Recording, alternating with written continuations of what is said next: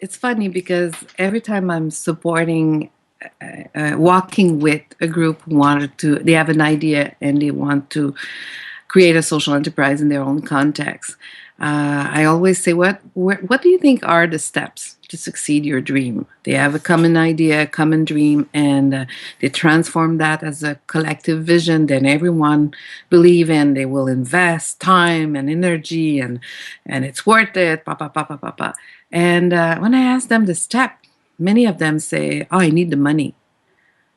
Oh, yeah, that's the first step. Need the money. Oh, yeah. If I gave you money today, what will you do?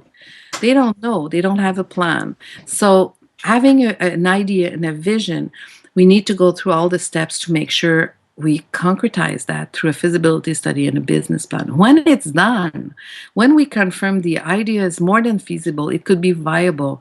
When through the process we galvanize our links amongst each other and we truly believe we are building something important for us, but important in our community.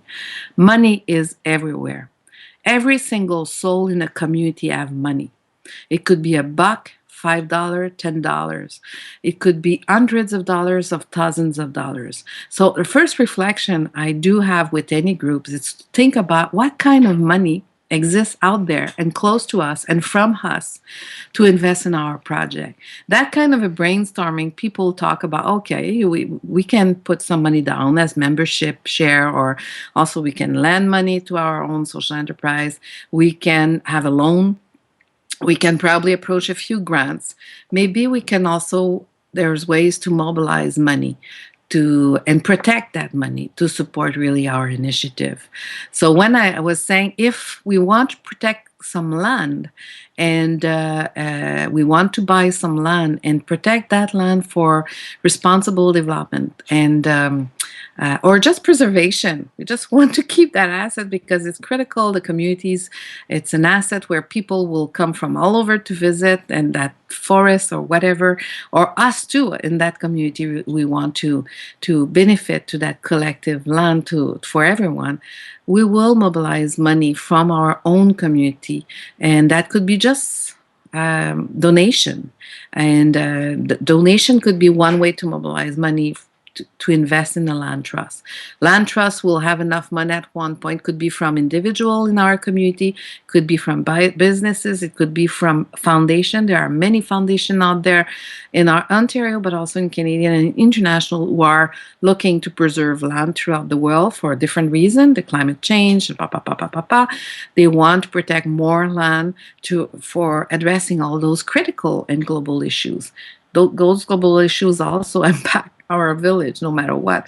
So we can find monies from different sources and start up a land trust, and that land trust could buy the land, own the land, manage the land appropriately for the benefit of the commons, the everyone in the community. But if we do want to start up, like the group in Moonbeam, for example, when they wanted to buy the grocery, to convince anyone to put money in that project, no matter if they had the business plan, they had to identify their capacity to invest in their own project. The day you put money down, like I said, it could be $5 or $100. The day you put money down, you are more convincing a person, and you will be able to probably convince others to invest in the project.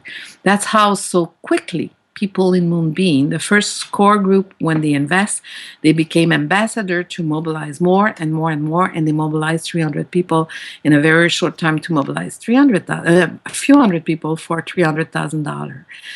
We need money from us to invest in our project, no matter how big is the amount, and that money will convince other investor. Yes, the bank will look at you more seriously if you put money down, no matter the amount. Usually in the business development world, we always say it should be around 20-25% of the total value of the project. That could be a leverage to mobilize other funds. There's so many other ways we could, like private business, if they decide to needing money, they will invite their friends and partners to buy shares. And they will be able to, when they make money, they pay a percentage of that share. And one day, probably, they will buy back all the shares and they will own their own businesses. Why not using that kind of tools in a community way? Why not using the community bond? Bond, it's a share, but it's in community context. We need to protect the people in our community who will decide to invest. But look at that. If we want to buy a building for all the nonprofit or a few enterprise, and we know those enterprise will pay some rent, and that will cover the whole spiel of managing the place, paying back the mortgage or the money we will raise through community bond, and we have a business plan documented that we could have people, and also we need to protect that investment. We will make sure with the people when they buy $1,000 community bond or 500 or 10,000, when they buy it, they could we sign an agreement and we have a kind of a prospectus. That's a document explaining the plan, the business plan, when we expect to make money and when we will start to pay back that community bond. And at the beginning it could be just interest, but in the long run we can buy back the community bond. There are groups who succeed to save cultural center that way because they had an asset and they needed capital to scale it up, and they didn't know how to do that. But they have an asset to protect the investment, the community investment. So when you do have a building, it's a safe thing to issue community bond to mobilize money in your community instead of putting money on the side for something else. You invest, or in your own RSP, you can put money in a building, a community building, and they succeed to have enough money to renovate or whatever. It's protected. If something goes wrong and they have to sell the building, you will be repaid if the business plan makes sense, for sure. But there are so many others, like and that's a practice from Africa who inspired a lot of women, for example, in Ontario. And you see that for example, in Thunder Bay with Perro, they create peer lending. In other places, we call that lending circle. Why not if 5 or 10 or 15 people, they are friends, they are getting together, they could have individual project or a collective project, and they decide to get together and put a bit of money in a circle of trust, and that money, after a few months, could be provided to one person to realize her or his dream, and another person or another person. When we create those kind of lending circle, we're creating a solidarity-based approach to do economic development and to support people to improve their quality of life. They are in the circle, they support each other, they have that support group, but also they could mobilize money from themselves to support initiative. We adapt that concept because in our context, to raise the level of money we needed to make things happen, what we had to do, and there is a strong practice, so there is stories we can share about how it's been successful in so many contexts. When we develop a lending circle in our rural community, we can be inspired by Perro and other lending circle, but the thing is, we can also ask a funder like Trillium Foundation or our local or regional community foundation, or also our community futures. They have loan, but they have a bit of grants also to invest, and say, you know what? Help us to scale up the money we will be able to put together. And maybe they could put $20,000 in your lending circle where you will manage collectively and will decide collectively who's ready to borrow some money. When we borrow money from the lending circle, we have to pay back. So the money stay in the community and roll in the community.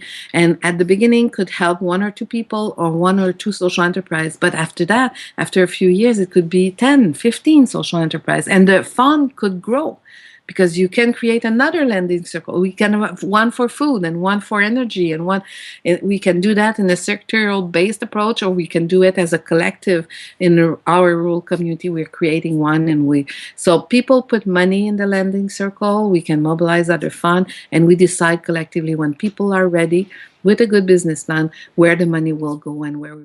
Sustaining. Don't think for a second that you can rely on ongoing grants as a feasible source of revenue. That's not a sustainable model, and no investor will really give you money and if that's your revenue source. So like these loan programs, they're going to want to see that you have a plan, and that you have a clear course to generating revenue and paying operating expenses that leaves you sufficient cash to pay down financial obligations like community bonds, like loans, and the like. But I think, with a little bit of elbow grease and a willingness to try something new, it is absolutely doable. And as I was saying, I mean, I think a really big key is being able to tell a coherent story. And, most people, when they're looking for investment opportunities, they're not just looking for a straight, I'm going to help these people and everything is going to be great because they're not going to be homeless anymore or they're not going to be unemployed anymore. And so I think you just need to carefully think through things and have that basic understanding of how a business works. It doesn't need to be a grandiose thing that intimidates the hell out of you. It needs to make sense, and I think everybody can understand what makes sense when it comes to money in, money out. So as long as you've thought those things through and you could tell a clear, coherent story, I don't think there's anything really holding it back. Certainly awareness of these opportunities and where to get the funds and how to set these things up is important. And at this point, there are a number of individuals with some experience and organizations that you could turn to for guidance. But I also think that it's important to recognize the density of your area, the geographic density. So, if you're creating a plan whereby you need 10,000 investors to make it happen, but there's only 1,000 people who live in your area, it's probably going to be very difficult for you to make that happen. So just try to make it realistic based on how much money people have in your area and how many people live there. You need to know your market, whether that is a geographic market or a demographically driven market or a socially driven market, like ZooShare going for renewable energy supporters. It's not just about who lives in Toronto, but it was great that we had a project making an impact in Toronto where we could sell the story to Torontonians. And, there's a lot of people who live in the GTA and some of them have too much money. And so it was a great, melding of opportunities. And so just be sure that you're aware of what's realistic in your area and do your homework. There's a lot of internet resources available, so you don't need to pay consultants to make all this happen, but you do need to put the time into it. Everyone needs to be part of the solution in rural, and everyone has something to bring at the table: knowledge, expertise, know-how, resources, money. And we need also, like, for example, we need some initiative or some policies. Like if I'm talking about the municipal leaders, I had many issues with many of them. I thought many of them didn't have a vision, not only my vision. They didn't have any vision about, they were managing well, they were repairing the streets, they were whatever, what is the plan of the municipal leaders, but they didn't know how to face that economic challenge or economic growth they wanted to have in their community. And they need to know how they could create an enabling environment to support community wealth in the rural communities. And some could be just public policy regarding procurement strategies. They could have just a percentage of everything they buy locally. And percentage of what they buy locally could be also from social enterprise. They could also decide they will create incentive to invest locally. They could also work together to create a local initiative to mobilize local capital to invest locally. So many people succeed to have a lot of money in pension plan. Sometimes it's small amount, sometimes it's big amount. In some rural community in the north, I heard there's a lot of people who have a lot of money in their pension plan. Do they know where that money is invested? And why not a percentage could be invested in our rural community? If we don't create those mechanisms, it will never happen. But when I talk to 2 or 3 mayors in the north saying, is there a way we can create a mechanism that local people could put money, it will be protected, interest will be reinvested in the community? Yes, there are so many ways. We can create land trust to protect some land for responsible development. We can have housing trust, also to build up collective housing for making housing accessible everywhere.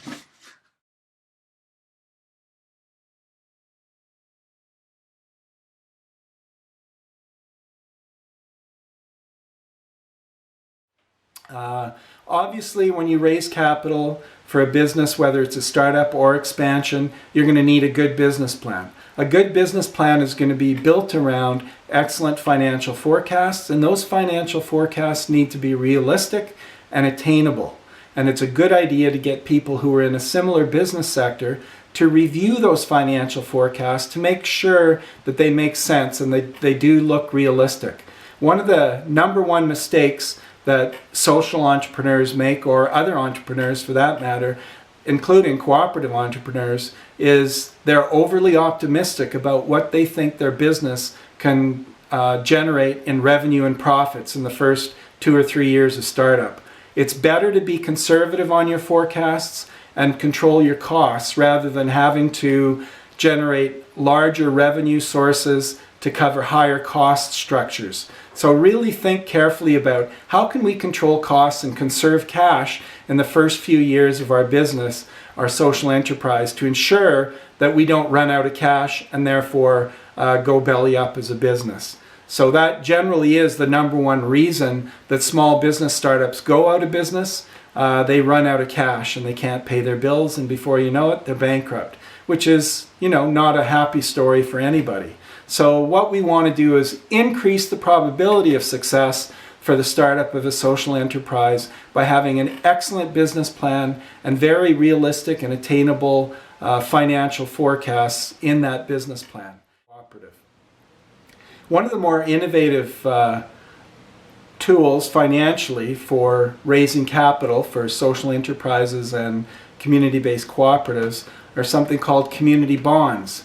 Basically, they are a loan instrument. You can set them up with different rates of interest, different terms, like a 5-year term or a 10-year term or a 15-year term or a 20-year term. You can set a fixed interest rate, a simple interest rate, a compound interest rate. It's really quite open in terms of what kind of interest rates and terms you can use on community bonds. The thing that makes it attractive to people is that they're actually investing their money in the community that they live in, that they want to maintain a particular service and ensure that that service will continue on for the next generation. We are a not-for-profit cooperative, and as a not-for-profit without share capital, we didn't have equity to sell in our organization. So we went down the route of borrowing money from many individuals. We have about 350 members in our cooperative now, and they have made a total investment of over $2.2 million, with the average being somewhere about $6,500. As you would imagine, this effort, or this requires quite a significant amount of effort, as you need to pound the pavement, get out there in the local area, and make yourself known, and have people understand what it is you're doing and the potential impact of that activity.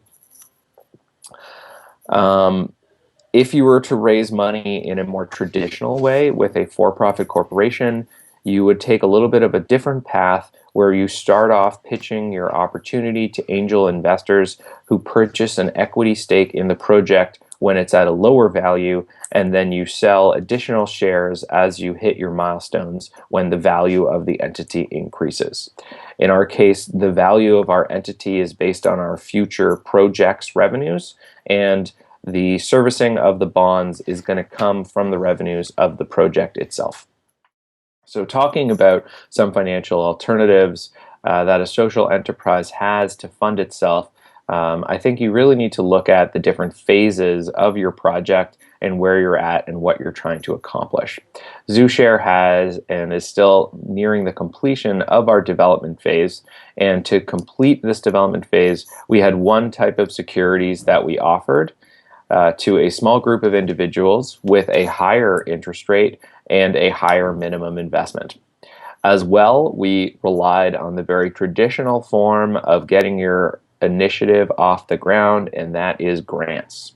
We got a grant back in 2011 of $115,000. It was a milestone-based grant, so we got a little bit of money off at the beginning, and then as we accomplished some of our development milestones, we got access to additional funding through that grant program.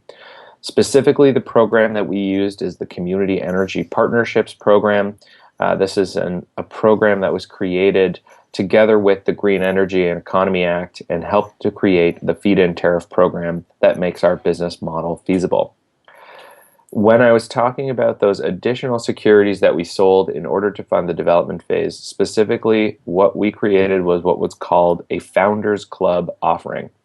We had to limit the number of potential investors we could take in as a result of some of the rules related to raising money through the sale of investment securities to the public. And specifically that rule, which applies to co-ops and not-for-profit enterprises, says that, or actually regular corporations as well, says that if you're selling securities to less than 35 individuals, you do not need to have a publicly vetted document that fully discloses all of the risks related to the project. This document for a cooperative is called an offering statement, and for a regular corporation is referred to as a prospectus. When you are using either one of these documents to sell securities to the public, it's kind of an onerous task. You have to write a full and complete disclosure of every aspect of your project, which fully discloses all of those risks too. And the risks can be very blunt as well. Things like, this is a startup enterprise and your investment is speculative and you may lose all your money. This is a statement that would appear in the ZooShare offering statement. And to an investor who's not accustomed to directly investing in projects or organizations, it can make them a little bit uncomfortable. Going back to what I was saying about our Founders Club, we offered a higher interest rate to these individuals, and we offered a higher minimum investment in order to get involved in the project. We raised a total of $500,000 from 27 individuals, and we paid them a much higher interest rate on those loans than we are paying on our community bonds. It is a difference between 12% on the Founders Club bonds and 7% for the community bonds. The reason that we needed to offer a higher interest rate is because we recognize that these individuals are taking a higher risk. By putting money in before ZooShare had any approvals to build what it was proposing to build, and most of the contracts not yet signed, these individuals were taking an even larger risk that their funds would not be returned to them and that the vision ZooShare was selling would not be realized. By putting those funds into the project, they have helped us achieve many of the tasks related to getting the project ready for construction, with which we are using the community bonds to finance.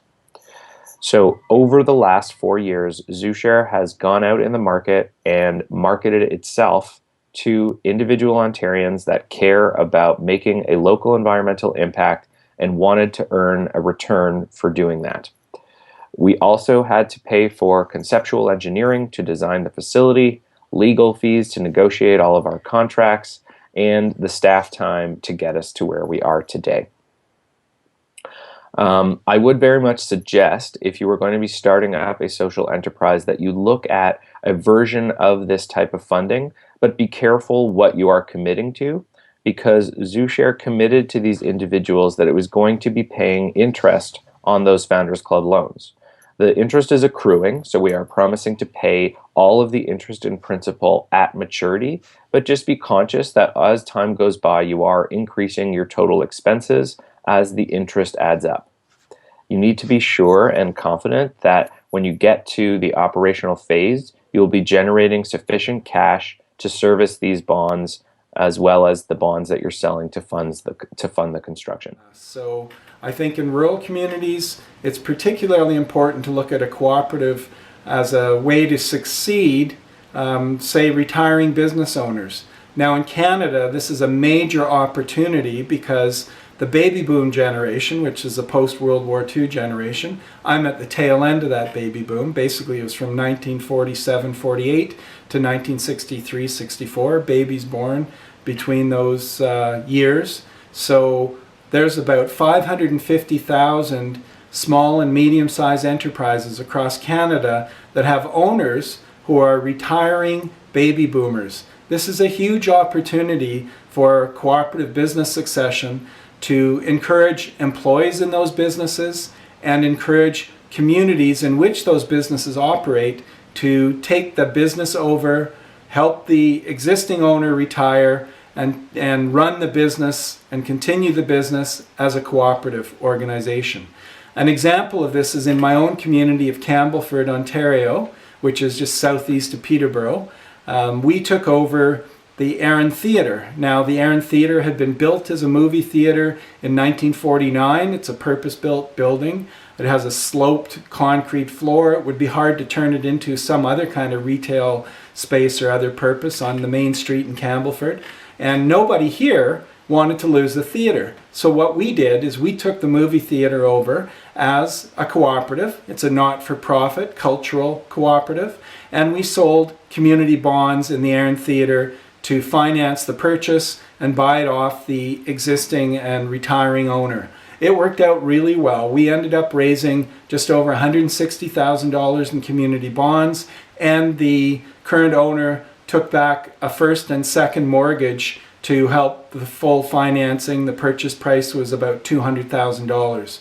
Now, since then, we've levered hundreds of volunteers and thousands of volunteer hours worth about $350,000 over the past 5 years.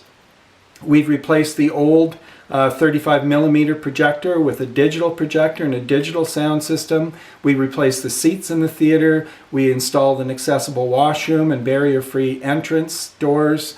We repaired the roof. We've repaired the HVAC system. You know, it's an old building. Things go on in terms of repairs, but it's been a really successful business. We've turned the business around. When we took over, the sales were about $60,000 a year in ticket revenue. We're breaking $150,000 a year in ticket revenue now, and we're making an operating surplus.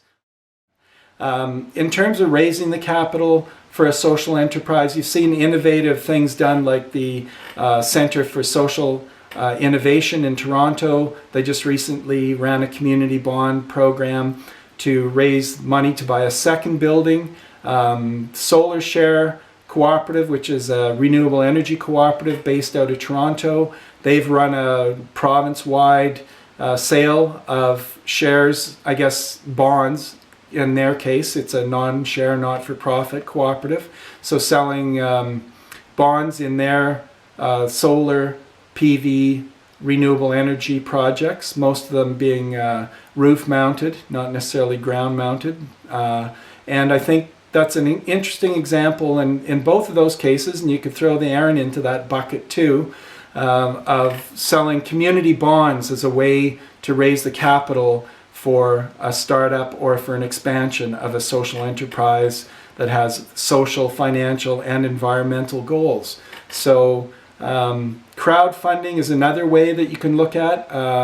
It's something that the Securities Commission in Ontario is reviewing and setting up new rules. So just make sure before you do anything like that, that you know exactly what your legal obligations and liabilities might be, and that you're not misrepresenting yourself.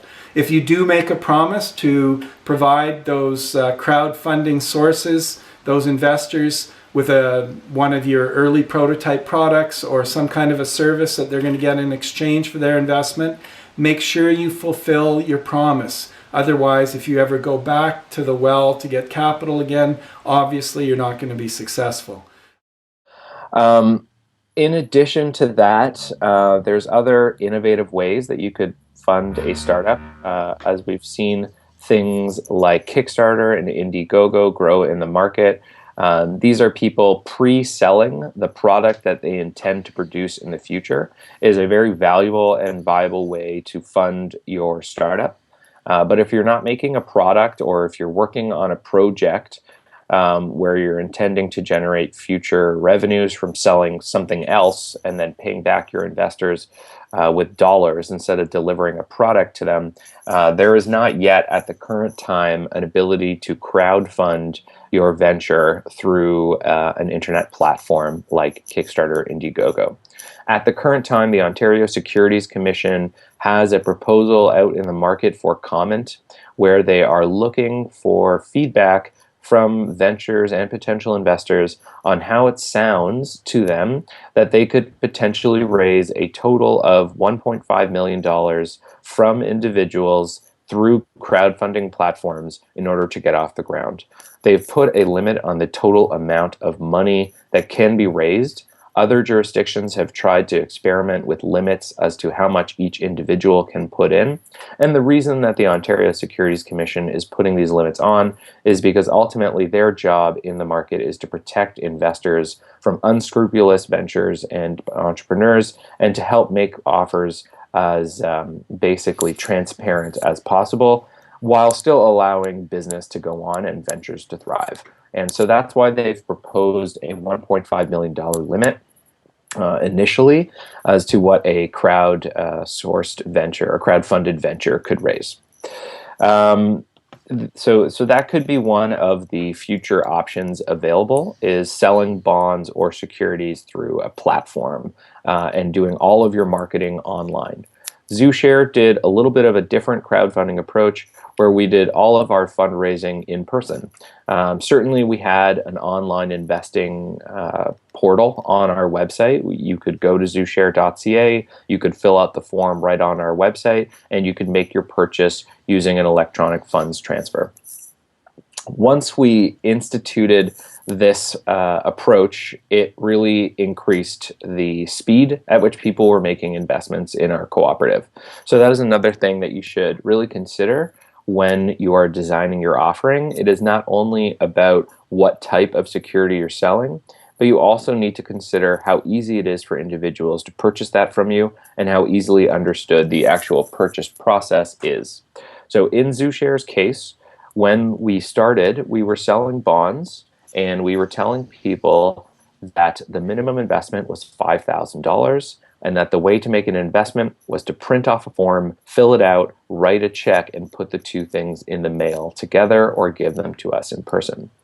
As you might imagine, in today's world of commerce, writing checks is a little bit of a foreign thing to a lot of people, or it's at least something that you don't do on a regular basis, as well as printing things off and filling them out.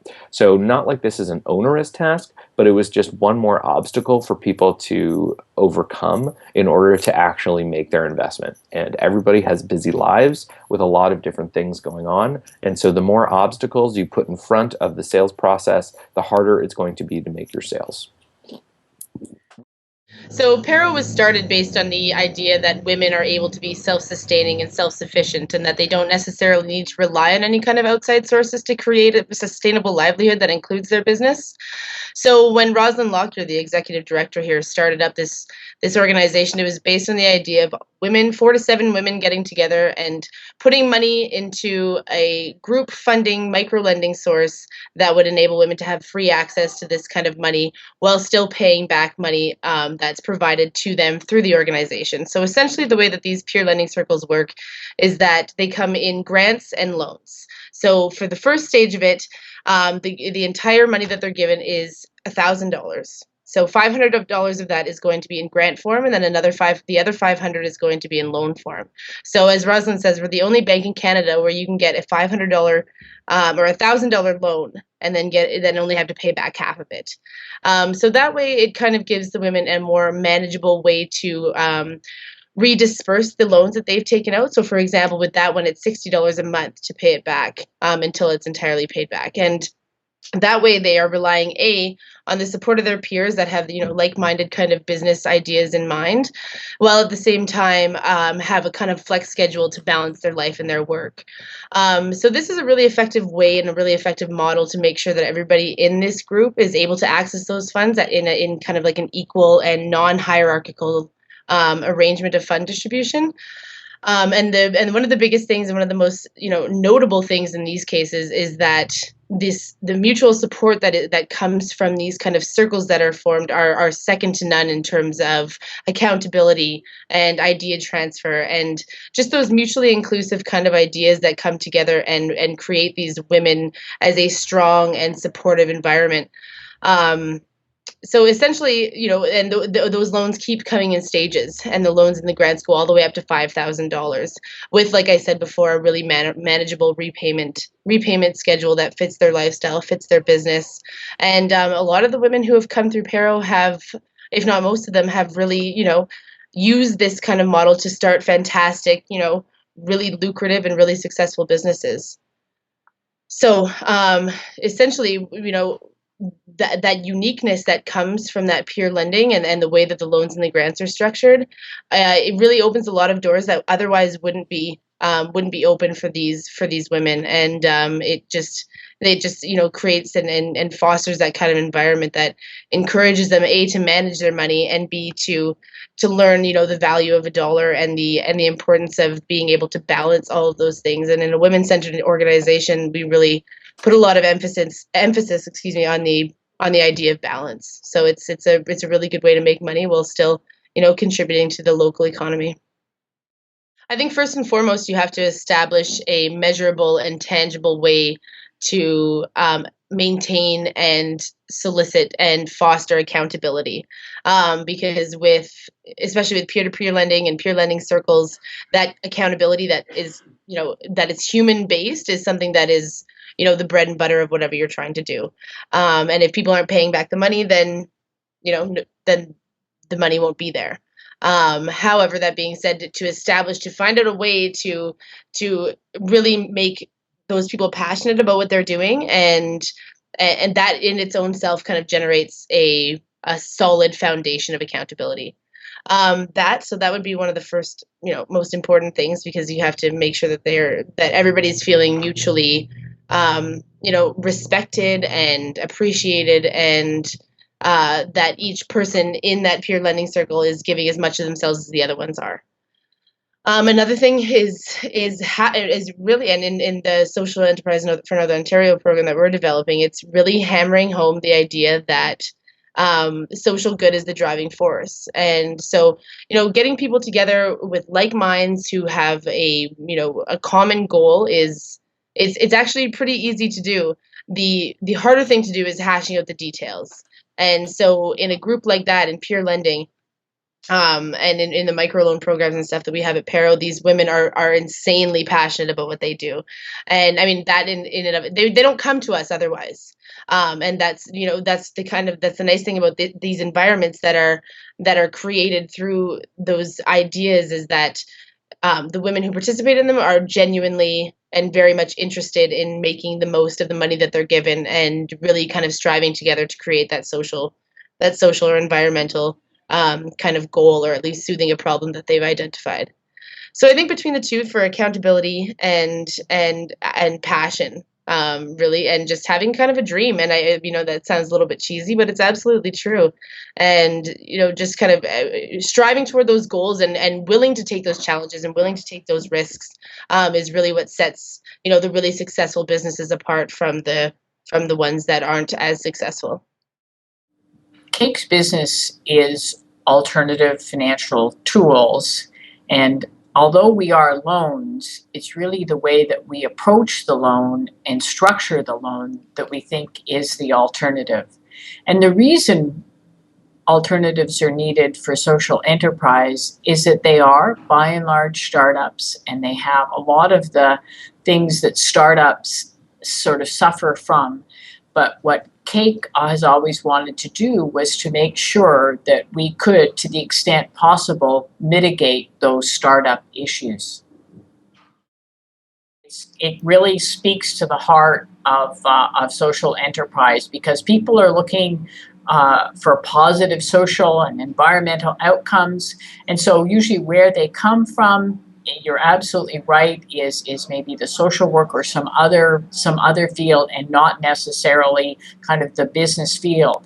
And so so you're absolutely right. They just have a tendency to be very uncomfortable with what they know is the risk of taking on a loan. They also often don't have a lot of the kind of background skills, accounting, and supply management, and a whole bunch of business skills that are really required. And they know that they've got to get them. They often don't know where to get them and what the best source of that is for them. Actually, interestingly enough, CAIC now has a sister foundation called the Canadian Alternative Investment Foundation. And this foundation actually gives grants out. We have two granting rounds a year to help organizations get that capacity that they need to properly manage loans, knowing full well what the risks are. Now, CAIC obviously has to protect its members' investment. So this issue of risk really does go to the heart of who we are as well. But on the other hand, we don't want to kind of have a cookie cutter approach, and we don't want to have kind of conventional approaches to looking at risk. So we like to look beyond, if you will, the kind of conventional assets ratios, and not to say that those aren't important, but we want to go beyond them. So, for example, yes, we will lend up to $50,000 to a social enterprise, but we like to match that risk with someone else. So we would ask that the enterprise either find other investors or perhaps from their own resources that they find matching funds to what CAIC puts in. We also like to structure the loan in such a way that we understand the risk is up front. So perhaps we'll do something like give a year of interest only, and then we go into the paying off of the loan. We'll also structure the loan so that the payoff may vary over the life of the startup of a project. So the beauty of CAIC and its 30-year history and its long-term commitment from its members is that we're able to tailor each loan to the exact circumstances of the social enterprise. We think that helps mitigate risk. And also, we'll look for maybe some unconventional assets to back it. You know, sometimes we'll ask for a partial guarantee. We'll accept maybe the fixed assets, etc. So as I say, we like to mitigate our risk, but on the other hand, I think we take a more generous approach to, what kind of security and working with groups to make these things happen. A lot of organizations need grants right at the beginning, first of all, to test the waters. And sometimes it just doesn't go anywhere beyond that. There is a recognition because they have had a grant to seriously look at a project that it really isn't going to be viable, or it's not going to be viable in a way that works for the organization. So that's where I really see the role of grants. I see them really kind of in the feasibility and the seed, very, very early seed money. Then I guess when you get to the kind of the next stage, if you will, when the project's starting up, that's when the grant question gets a little trickier. If you have a grant, is there the same impetus to really put your all into a social enterprise to get it going? Is the same kind of skin in the game, if you will, versus, let's say, borrowing money, in which case, obviously, the drive to be successful is more there. I'm not sure that's true in all cases, but I do think that sometimes that can be an issue. I mean, the reality is social enterprise is enterprise. And as we all know, the level of failures and startups is quite high, and that it's not easy. And even the best laid plans can have side winds and tailwinds and front winds that cause them not to be successful. Actually, CAIC's payback rate is really, really high. It's well over 90%, probably over 95%. I'd say in part it's because we do a very, very diligent process at the beginning, and quite frankly, not everything does get funded. Secondly, we share the risk. We share the risk often with the proponents. We find that makes them very motivated to be successful. And then sometimes we do have to rearrange things in the loan too, because things didn't go exactly as planned. But we, as I mentioned earlier, we really want to make sure that there is long-term success. And so I think those are the variables that have allowed Cake to have a very high payback rate. I also think to some extent, because folks know that this is social capital, it's real. There's a moral component, if you will, to borrowing. It's not like going to a bank. It's actually going to a bunch of registered charities who are in a cooperative who specifically want to support the kind of work that our borrowers do. And I think it's an important bond, a bit like a lending circle, if you will, and that's really a key part of our success as well. You can sell bonds or debentures. You can receive donations for that. You can run capital drives. You can certainly lever a very important resource in your community, which is volunteer labor for various things. Sometimes people might not want to volunteer on a board or a committee because they don't want to go to meetings, but they'd love to help do something physical, and they'd love to have the hands-on kind of volunteer experience. So for example, at the Aaron Theatre, we took out all the old seats in our theatre and installed new ones. All volunteers, all the planning, all the manual labor, the measurements, everything was done by volunteers. Very successful project. We saved thousands and thousands of dollars. So don't underestimate the value of volunteering in your social enterprise in terms of a way to actually raise capital.